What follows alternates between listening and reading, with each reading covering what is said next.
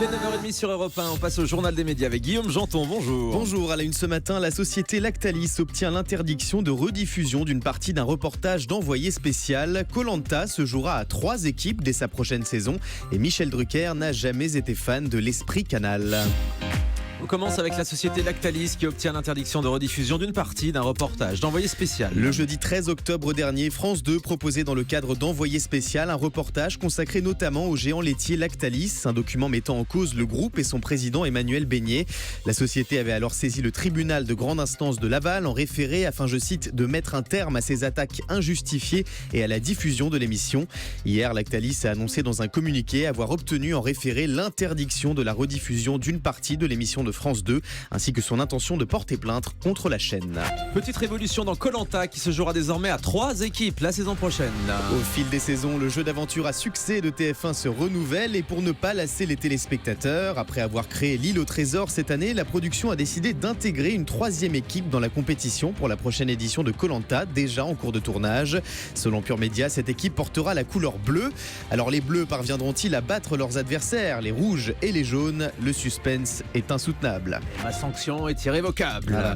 L'AFP présente ses excuses à Nicolas Sarkozy suite à la publication d'une petite phrase dans la presse. Selon Paris Match, Emmanuel Hogue, le président de l'AFP, a présenté hier ses excuses personnelles et professionnelles à Nicolas Sarkozy suite à la publication d'un article de l'Obs dans lequel on peut lire que le candidat à la primaire de droite a traité ses électeurs de ploucs lors d'un déjeuner privé avec des journalistes de l'agence France Presse. Une petite phrase qui avait créé la polémique. Selon le président de l'AFP, ses propos auraient été mal rapportés et sortis de leur contexte.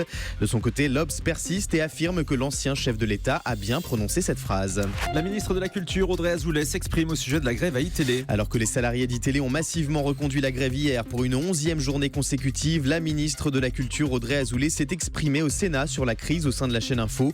Selon elle, c'est au CSA de dire si iTélé respecte les termes de la convention qui fixe le format de la chaîne, mais ce n'est pas au gouvernement de se prononcer sur la présence de tel ou tel animateur.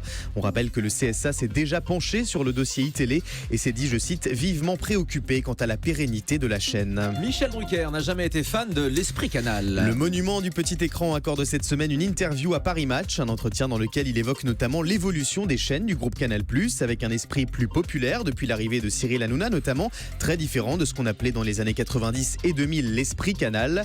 Alors à ce sujet, Michel Drucker déclare « J'ai toujours détesté l'Esprit Canal. Le canal historique, c'est toute une génération de gens qui ont méprisé des hommes comme moi ou Ruquier, trop populaire. L'Esprit Canal, très peu pour moi, dit-il. » Voilà, ça c'est dit. Michel Drucker, un monument selon vous, hein? Un monument, oui. Tant que c'est pas chez Dame en péril, tout va bien. Ce soir, France 3 diffusera la nouvelle version de son émission musicale, La vie secrète des chansons. Cette émission dans laquelle on découvre les coulisses de fabrication des plus grandes chansons françaises revient ce soir en prime time sur France 3 avec André Manoukian et Wendy Bouchard, nouveau visage de la chaîne depuis la rentrée. L'animatrice qu'on retrouve également sur Europe 1 tous les week-ends nous donne en avant-première le programme de cette soirée au micro Europe 1 de Benjamin Rabier. On va comprendre pourquoi Véronique Sanson a décidé d'une petite faute lexicale, syntaxique quasiment, quand elle chante et je fais ce que j'ai envie. On va raconter Olivia Ruiz, les origines de ce premier tube qu'elle enregistre dans le café familial. On va comprendre pourquoi Patrick Fiori et Jean-Jacques Goldman composent une chanson sur l'amour à trois. Voilà, ce sont quelques-uns des tubes que je vous donne, que je vous livre et qu'on va découvrir ce soir avec toujours beaucoup d'émotion et pas mal d'humour, vous l'entendrez. Pour l'instant, on a 4 ou 5 numéros à vous proposer cette année. Nous aimerions tous que ce soit un peu plus régulier parce qu'il y a tant de choses à dire sur nos chansons. Moi, j'y crois. André aussi, la chaîne aussi. Donc voilà, j'espère que cela vous plaira et que vous serez également au rendez-vous. La vie secrète des chansons ce soir, donc à 20h55 sur France 3. Loïc Notet, gagnant de la dernière saison de Danse avec les stars, sort son nouveau single. L'année dernière, ce jeune Belge avait bluffé les juges de Dals et le public sur le parquet de TF1 avec des chorégraphies époustouflantes. Mais Loïc Notet a plus d'une corde à son arc. Il est également chanteur et il a sorti hier un tout nouveau single baptisé Million Eyes. On l'a, bien sûr.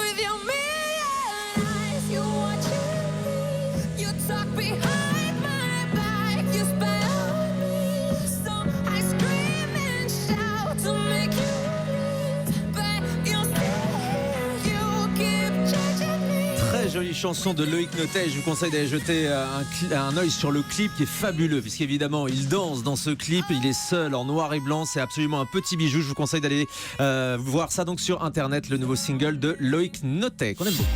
On termine avec le chiffre du jour. 12 minutes, c'est le temps maximal de publicité par heure pleine toléré par le CSA à la télévision française. Un temps dépassé par Énergie 12 au mois de février dernier, comme l'a indiqué le CSA dans un communiqué publié hier.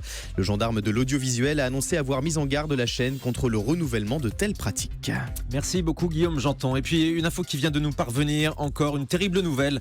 On a appris ce matin la mort du petit Matteo, ce petit garçon atteint d'une leucémie que nous avions suivi dans cette émission toute l'année dernière. Son témoignage avait suscité un élan de générosité exceptionnel grâce à vous, grâce à la mobilisation des auditeurs d'Europe 1.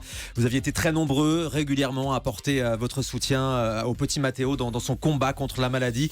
C'est donc avec une grande tristesse qu'on a appris son décès ce matin à l'âge de 16 ans. Toutes nos pensées vont évidemment à sa famille et à ses proches. Sa maman nous précise ce matin que l'association Matteo le Petit, qui a recueilli vos dons, va continuer à soutenir des enfants malades. C'est la moindre des choses donc de vous informer de cette terrible nouvelle ce matin. Toutes nos pensées encore à sa famille.